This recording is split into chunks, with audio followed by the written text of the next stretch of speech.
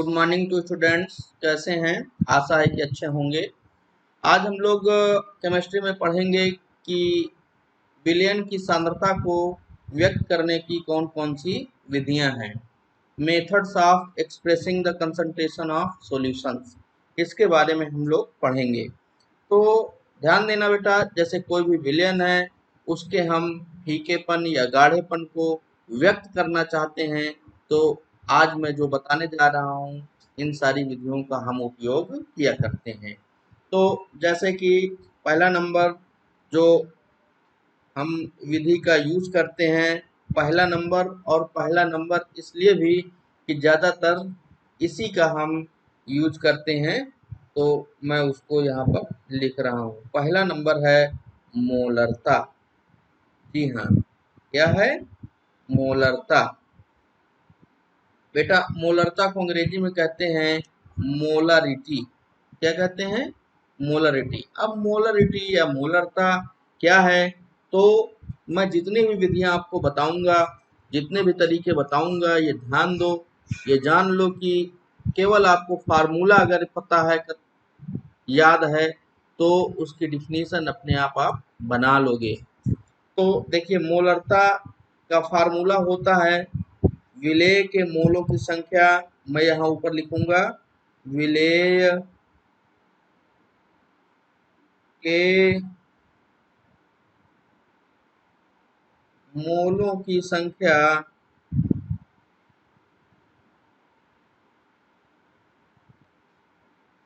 बटे विलयन का आयतन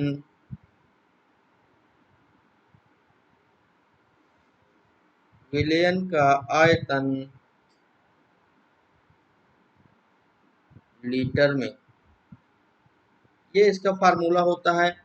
बच्चों, अगर ये फार्मूला आपको पता है तो आप इस फार्मूले का उपयोग करके कुछ कैलकुलेशन जो आएंगे इनसे संबंधित, उनको भी आप कर सकोगे और इसकी डिफिनीशन भी आप बना सकोगे। जैसे ये जो नीचे लिखा हुआ है विलयन का आयतन लीटर में, ये जो लिखा है, इसको हम अगर यूनिट कर दें, इकाई कर दें, तो इसकी डिफिनीशन बन जाएगी कि 1 लीटर आयतन के विलयन में, ये जो नीचे था इसको हमने क्या कह दिया, 1 लीटर आयतन के विलयन में उपस्थित विलेय के मोलों की संख्या को मोलरता कहते हैं। तो इस प्रकार से आप इसको डिफाइन कर सकते हो। समझ में आई बात? ऊपर है विलेय के मोलों की संख्या और नीचे जो विलयन का आयतन लीटर में है, इसको हम यूनिट कर देंगे, डिफिनीशन ऑटोमेटिकली बन जाएगी कि 1 लीटर आयतन के विलयन में उपस्थित विलेय के मोलों की संख्या को मोलरता कहते हैं। अब बात आती है मोलों की संख्या को कैसे हम निकाल सकते हैं।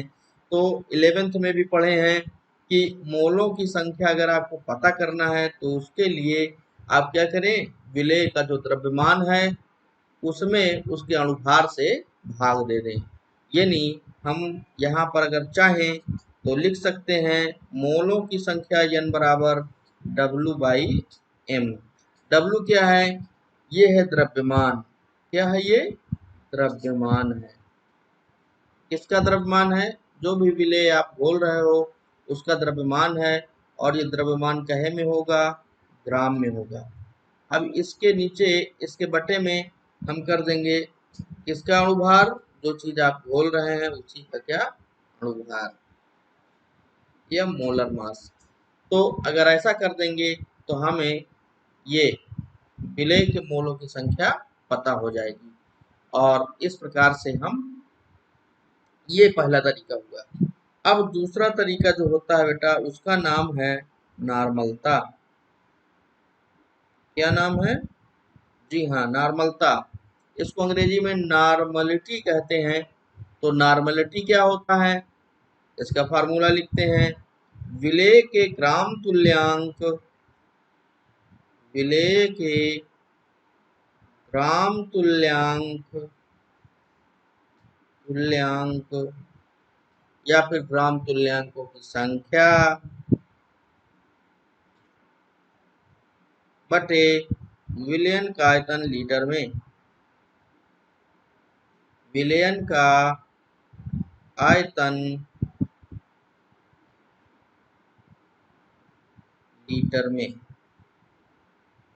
अब देखिए, इसको अगर हमें डिफाइन करना है तो वही ऊपर वाला तरीका कि 1 लीटर विलयन के आयतन में नीचे वाले जो ये नीचे वाला पद है इसको हम यूनिट कर देंगे, इकाई कर देंगे। तो बोलेंगे 1 लीटर आयतन के विलयन में उपस्थित विलेय के ग्राम तुल्यांकों की संख्या को नॉर्मलता कहते हैं। अब बात आती है ये ग्राम तुल्यांकों की संख्या निकलेगी कैसे। अगर हम ग्राम तुल्यांकों की संख्या निकालना चाहते हैं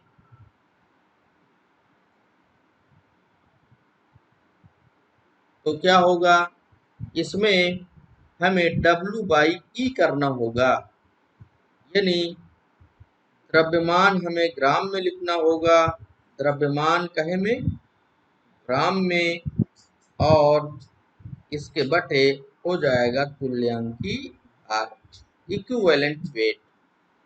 अब जो भी विलेय हम घोल रहे हैं उसका द्रव्यमान कितना है और उसका तुल्यांकी भार कितना है, अगर ये हमें पता रहेगा इस फार्मूला में रखेंगे और ग्राम तुल्यांकों की संख्या हम ज्ञात कर लेंगे।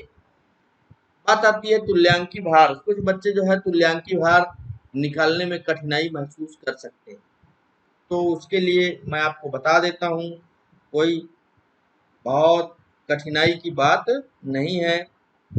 देखिए, जो तुल्यांकी भार होता है, तुल्यांकी भार ये होता है अणुभार बटे संयोजकता, अणुभार बटे संयोजकता। अणुभार में हम संयोजकता का भाग दे देंगे, और संयोजकता कभी कभी जैसे अम्ल के केस में है तो वहां हम संयोजकता न रख करके वहां हम अम्ल की जगह पर अम्ल के लिए क्षारकता रखते हैं, और अगर क्षार है तो उसके लिए अम्लता रखते हैं। अगर ऑक्सीकरण अपचयन अभिक्रिया है तो उसके लिए हम ऑक्सीकरण संख्या में वृद्धि या कमी, जितनी ऑक्सीकरण संख्या में वृद्धि हुई हो या कमी हो उसको रखते हैं। तो संयोजकता हो सकता है, क्षारकता हो सकता है, अम्लता हो सकता है, इन तीनों चीजों में से जो भी जहां पर जरूरत होगी उसको हम रखेंगे नीचे, और अणुभार में इससे हम क्या करेंगे, भाग देंगे, तो निकल आएगा तुल्यांकी भार। चलिए आगे आइए। अगला तरीका बेटा क्या है, तीसरा नंबर में कर देता हूं इसको, और ये है मोललता। मोललता, मोललता अंग्रेजी में मोलालिटी। ध्यान देना कि मोलरा त, अगर रा आएगा मोलरता तो वो दूसरा है, और मोललता एक अक्षर का अंतर है तो ये दूसरा है, दूसरा तरीका है, दूसरी विधि है। तो मोललता बराबर होता क्या है, विलेय के मोलों की संख्या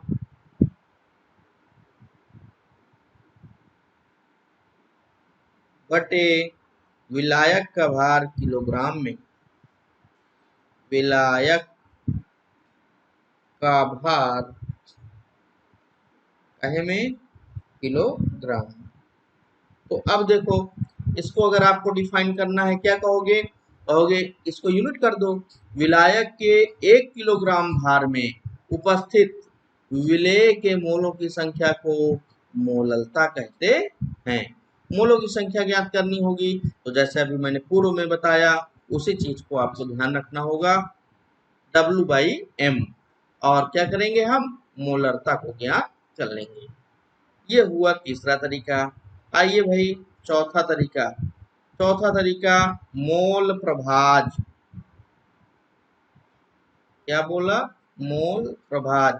ध्यान देना, मोल प्रभाज को मोल अंश भी कहते हैं, अंग्रेजी में मोल फ्रैक्शन।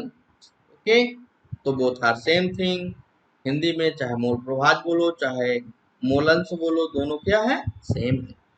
और मोल प्रभाज के लिए आप ध्यान रखना, अगर हमारा सॉल्यूशन बाइनरी सॉल्यूशन है तो विलेय के लिए मोल प्रभाज निकालने के लिए हम क्या करते हैं, यहाँ देखिए, विलेय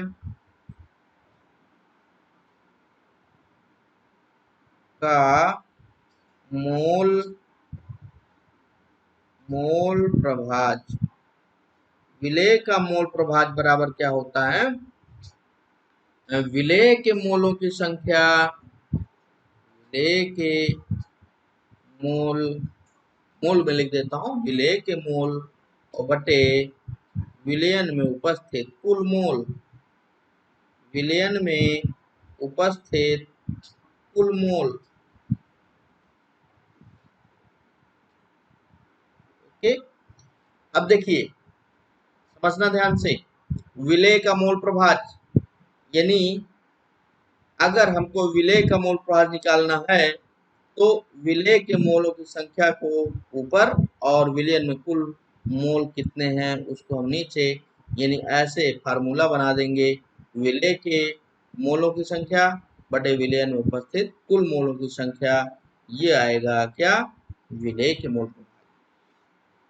ओके, अगर हमको विलायक, विलायक का मोल प्रभाज ज्ञात करना हो, है विलायक का मोल प्रभाज, तो इसके लिए क्या होगा, ऊपर हो जाएगा विलायक के मोलों की संख्या, विलायक के मोल, और नीचे हो जाएगा बेटा विलयन में उपस्थित कुल मोलों की संख्या।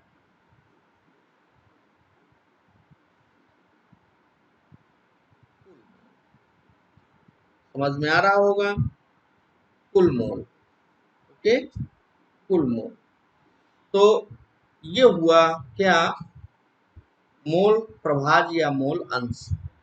ठीक है, इसको कैसे डिफाइन करोगे, जैसे हम विलेय का मोल प्रभाज डिफाइन करना चाहते हैं तो कहेंगे कि विलेय के मोलों की संख्या एवं विलयन में उपस्थित कुल मोलों की संख्या के अनुपात को क्या कहते हैं, विलेय का मोल प्रभाज। विलायक का मोल प्रभाज किसे कहते हैं, विलायक के मोलों की संख्या और विलयन में उपस्थित कुल मोलों की संख्या के अनुपात को क्या कहते हैं, विलायक का मोल प्रभाज। तो इस प्रकार से आप मोल प्रभाज समझ सकते हैं। अब देखिए भाई, इसको और अच्छे से समझ लीजिए, सपोज एक विलयन है ए और दूसरा क्या है, एक विलयन है ए और इस विलयन में दो घटक हैं, विलयन का नाम मैंने ये यहाँ लिख दिया, ए विलयन है और इसमें दो घटक है, एक है ए और दूसरा क्या है, बी। तो ए और बी दोनों घटक जब आपस में मिक्स हुए तो क्या बन गया, विलयन। मान लेते हैं ये ए बी और ये जो है मिश्रण है, कैसा मिश्रण, समांगी मिश्रण है या विलयन है। ओके, अब अगर हमको ए का मोल प्रभाज ज्ञात करना है तो हम क्या करते हैं बेटा, ऐसे लिखते हैं यक्स ए। ओके, यानी mole fraction of component A is just equal to, इसके इक्वल क्या होता है, इसके इक्वल होता है number of mole of component A बटा number of mole of component A plus number of mole of component. Okay, similarly अगर आपको कंपोनेंट बी का मोल फ्रैक्शन निकालना है तो ऊपर क्या हो जाएगा, N B divide by N A plus N B. Okay, इन दोनों चीज को अगर तुम देखो तो तुम्हारा मैथमेटिकल अप्रोच माइंड में आ रहा होगा कि अगर भाई इसको, देखिए मैं दूसरा पेन ले लेता हूँ, यानी इस चीज को और इस चीज को अगर हम जोड़ें तो क्या होगा, एक आएगा, इसलिए एक फार्मूला यहाँ बन सकता है, X A plus X B is equal to 1 is equal to 1, ये एक है। ओके, माने अगर आपको एक्स ए की वैल्यू पता है तो आप क्या कर सकते हैं, एक्स बी की वैल्यू ज्ञात कर सकते हैं। ओके, ये आपको मालूम है अगर, तो एक्स बी की वैल्यू ज्ञात कर सकते हैं, कैसे, 1 माइनस एक्स ए। अंडरस्टैंड, तो इस प्रकार से इसका हम आगे अनुप्रयोग करेंगे। आइए, हाँ तो देखिए अभी तक हम लोगों ने क्या सीखा। नंबर 1 मोलरता सीख लिया, नंबर 2 नॉर्मलता सीख लिया, नंबर 3 मोललता सीख लिया और नंबर 4 मोल प्रभाज सीख लिया। ओके, इसका फार्मूला बार बार लिखेंगे अपने कॉपी पर और इसको याद करेंगे। देखिए अगला तरीका बेटा मैं आपको बताता हूँ। ये यहाँ पर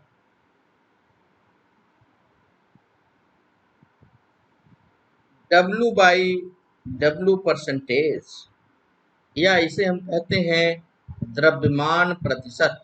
क्या कहते हैं? जी हाँ, मैं यहाँ पर लिख देता हूँ द्रव्यमान प्रतिशत। तो द्रव्यमान प्रतिशत कैसे निकालते हैं? W/W परसेंटेज बराबर क्या होता है? किसी घटक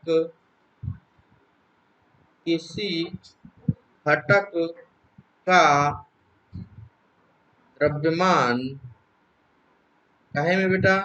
ग्राम में, और बटा बटा क्या? विलयन का कुल द्रव्यमान।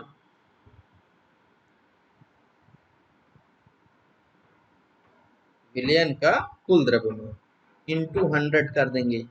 ओके, क्योंकि क्या निकालना है? परसेंटेज निकालना है। तो ये होता है W/W परसेंटेज। ओके, हाँ, किसी घटक का द्रव्यमान ग्राम में बटे विलयन का कुल द्रव्यमान, ये भी किस में होना चाहिए? ग्राम में। आगे आइए इधर, अगर आपको W/V परसेंटेज निकालना हो, इसको क्या बोलेंगे? तो कहेंगे द्रव्यमान आयतन प्रतिशत। द्रव्यमान आयतन प्रतिशत, ये आपका छठवां तरीका है। ओके, अगर इसको आपको निकालना हो तब कैसे करेंगे? W/V परसेंटेज बराबर हो जाएगा, क्या हो जाएगा? किसी घटक का द्रव्यमान काहे में? ग्राम में, गुणित 100 बटा बटा विलयन का कुल आयतन ml में। विलयन का कुल आयतन ml में। अंडरस्टैंड? इस प्रकार से इसको भी आप जो है याद कर लीजिए। ये फार्मूला है, इनका हमें क्या करना है? उपयोग करना है। आगे आइए, एक होता है V परसेंटेज।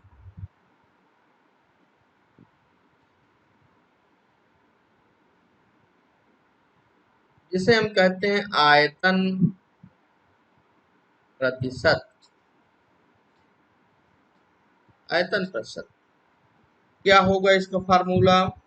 विद, इसको आप ऐसा समझो, यहाँ जो ये V है, V का मतलब ml ऊपर भी है और V नीचे है, तो नीचे भी क्या होगा? ml ही होगा।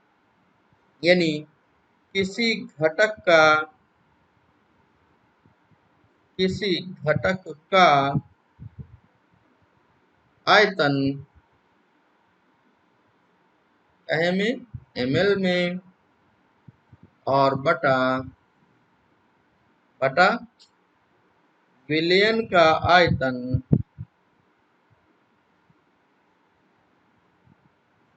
ml। ओके, और इंटू 100। ऐसे करेंगे तो ये हो जाएगा आयतन प्रतिशत। अब उसके बाद एक और हम समझेंगे, एक तरीका और है, वो है ppm। ppm इसका फुल फॉर्म होता है पार्ट पर मिलियन। ओके, मिलियन कहते हैं 10 लाख को, यानी 10⁶ को कहते हैं। क्यों कहते हैं 10⁶ को? क्या बोलते हैं? मिलियन बोलते हैं। 10 लाख को मिलियन बोलते हैं। तो ppm हो गया पार्ट पर मिलियन, यानी 10⁶ में से कितना। तो इसका फार्मूला बनेगा, क्या फार्मूला बनेगा? विलेय के भाग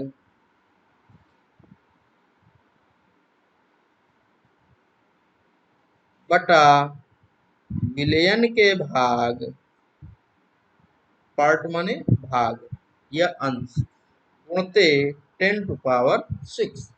तो ये फार्मूला होता है पीपीएम का, मिलियन। तो इस प्रकार से हम लोगों ने क्या किया, मिलियन की सांद्रता को व्यक्त करने की कुछ विधियों के बारे में जाना।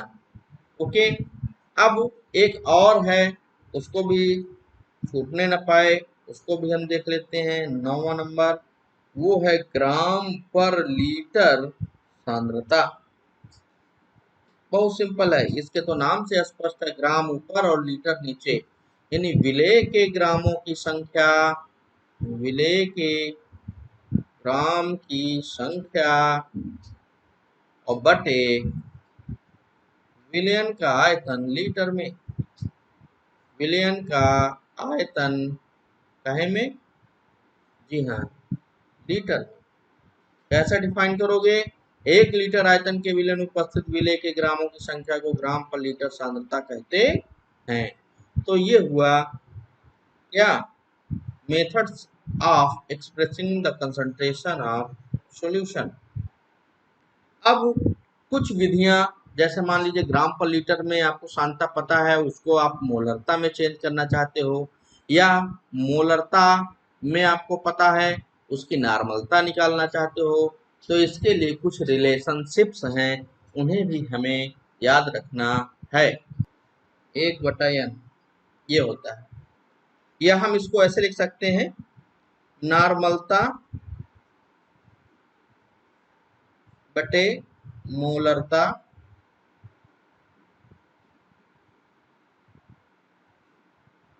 बराबर n।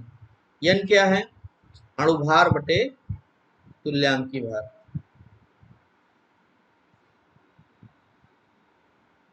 ये सूत्र हमको याद रखना है।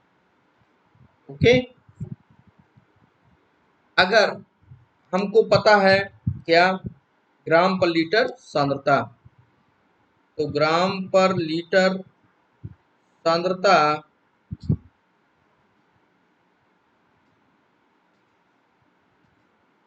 ग्राम पर लीटर सांद्रता पता है, तो होता क्या है, ग्राम पर लीटर सांद्रता बराबर मोलरता गुणते अणुभार, मोलरता गुणते अणुभार।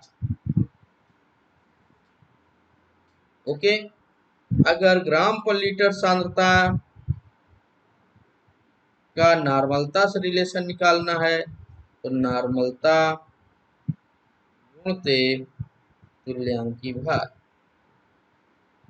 ठीक, तो इस प्रकार से हम आज सीखे कि विलयन की सांद्रता को व्यक्त करने की कौन कौन सी विधियां हैं।